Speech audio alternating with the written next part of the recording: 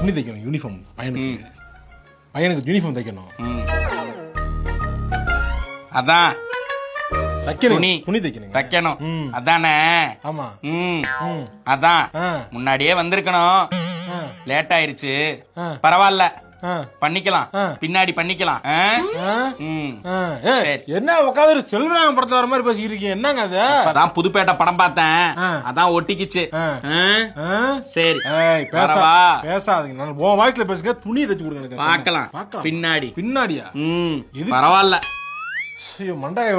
வந்தியே துணி தச்சு குடியானா தச்சு கொடுப்பேன், இல்லன்னு சொல்லு. சும்மா அதே மாதிரி பேசிக்கிட்டு இருக்காது. என்ன ஏன் பேசிக்கிட்டு இருக்காத மாதிரியா? சரி, இனிமே பேசாத. சரி விடு. சரி, பேசல. இனிமே நான் பேசல. சரி, அப்புறமா வரேன். லேட்டாவா வரேன். என்ன நீங்க இப்படி பேச ஆரம்பிச்சிட்டீங்க? என்ன அப்படி பேச வச்சாங்க? ஏன் அப்படி பண்றீங்க? அதான் ஒரு படம் பாத்துக்கிட்டே இருந்த மாதிரி வந்துரும் சார். ஏன்னா துணியை மட்டும் தச்சு கொடுக்கணும். லேட் ஆகும் சார். ஏற்கனவே நிறைய துணி இருக்கு, ரொம்ப டிமாண்ட்ல போயிட்டு இருக்கு.